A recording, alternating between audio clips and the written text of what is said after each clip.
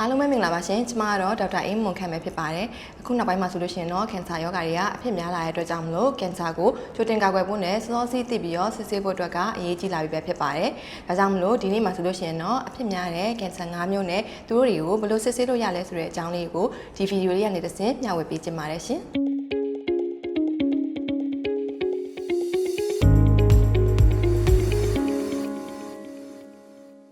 နံပါတ်1ကတော့ရင်သားကင်ဆာအကြောင်းပဲဖြစ်ပါတယ်။ရင်သားကင်ဆာဆိုတာကအမျိုးသမီးတွေမှာအဖြစ်များတဲ့ကင်ဆာတစ်ခုပဲဖြစ်ပါတယ်။အသက်40ကနေစပြီးတော့ mammogram လို့ခေါ်တဲ့ရင်သားဓာတ်မှန်ကိုရိုက်ပြီးတော့စတင်စစ်ဆေးလို့ရပါတယ်။မိသားစုမျိုးထဲမှာရင်သားကင်ဆာမျိုးရှိတဲ့သူတွေတားဝင်ကင်ဆာမျိုးရှိတဲ့သူတွေမှာဆိုလို့ရှိရင်တော့စောစောစစ်သင့်ပါတယ်။အသက်45နှစ်ဆိုလို့ရှိရင်တော့စစ်ကိုစစ်သင့်တဲ့ထဲမှာပါပြီးတော့45နှစ်ကနေပြီးတော့54နှစ်ထဲမှာဆိုလို့ရှိရင်တစ်နှစ်ကိုတစ်ကြိမ်55နှစ်နောက်ပိုင်းမှာဆိုလို့ရှိရင်တော့2နှစ်ကိုတစ်ကြိမ်ပုံမှန်စစ်ဆေးတာမျိုးကိုပြုလုပ်ပေးသင့်ပါတယ်။နံပါတ်2အနေနဲ့ကတော့တိုင်ကောင်းကင်ဆာပဲဖြစ်ပါတယ်။တိုင်ကောင်းကင်ဆာကတော့ကာကွယ်ဆေးထိုးပြီးတော့ကြိုတင်ကာကွယ်လို့ရတယ်ဆိုရင်မဲ့လေကာကွယ်ဆေးထိုးထားသည်ဖြစ်စေမထိုးထားသည်ဖြစ်စေပုံမှန်စစ်ဆေးမှုကတော့လုပ်ကိုလုပ်သင့်ပါတယ်။တိုင်ကောင်းကင်ဆာကိုအသက်22နှစ်ကနေစပြီးတော့စစ်ဆေးလို့ရပါတယ်။နံပါတ်3အနေနဲ့ကတော့ဥမာကြီးကင်ဆာအကြောင်းကိုပြပြပေးချင်ပါတယ်။ဥမာကြီးကင်ဆာကိုတော့အသက်45နှစ်နောက်ပိုင်းမှာ colonoscope လို့ခေါ်တဲ့ဥမာကြီးမှန်မြောင်းကြည့်ပြီးတော့စစ်ဆေးလို့ရပါတယ်။ဒါအပြင်ဝမ်းထဲမှာသွေးပါမဆက်တဲ့ Stufit test ကိုလည်းစစ်ဆေးကြည့်လို့ရပါတယ်။ဥမာကြီးမှန်မြောင်းကြည့်တဲ့အခါမှာဆိုလို့ရှိရင်လည်းကင်ဆာမျိုးရှိတာ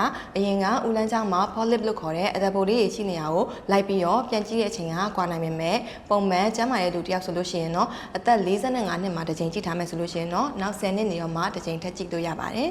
နံပါတ်4အနေနဲ့ကတော့အဆုတ်ကင်ဆာပဲဖြစ်ပါတယ်။အဆုတ်ကင်ဆာကိုတော့ low dose CT လို့ခေါ်တဲ့ကွန်ပျူတာဓာတ်မှန်ကိုရိုက်ပြီးတော့အသက်50ကနေစပြီးတော့စစ်ဆေးလို့ရပါတယ်။ low dose CT ဆိုတာကတော့ပြင်းအားနဲ့ကွန်ပျူတာဓာတ်မှန်ပဲဖြစ်ပြီးတော့အထူးသဖြင့်စိတ်လိပ်တောက်တာများတဲ့လူတွေအရင်ကတအားတောက်ပြီးတော့ဖြတ်လိုက်တဲ့လူတွေဖက်ဂီယာလို့ခေါ်တဲ့စိတ်လိပ်တရက်တောက်တဲ့ပမာဏကိုစိတ်လိပ်တောက်တဲ့နဲ့တွက်လိုက်မယ်ဆိုလို့ရှိရင်20ဖက်ဂီယာကျော်တဲ့လူတွေမှာဆိုလို့ရှိရင်စစ်ဆေးသင့်ပါတယ်။နောက်ဆုံးနံပါတ်5အနေနဲ့ကတော့စီးချိတ်ကင်ဆာပဲဖြစ်ပါတယ်စီးချိတ်ကင်ဆာဆိုတာကတော့အမျိုးသားတွေမှာအဖြစ်များပြီးတော့အသက်ကြီးလာလေလေပိုပြီးဖြစ်နိုင်ခြင်းများလေလေပဲဖြစ်ပါတယ်စီးချိတ်ကင်ဆာကိုအမျိုးသားတွေမှာအသက်50ကနေစပြီးတော့စစ်ဆေးကြည့်လို့ရပါတယ်စီးချိတ်အနေထားကိုစုံဝဲလက်နိုင်ပြီးစမ်းနာရဲ့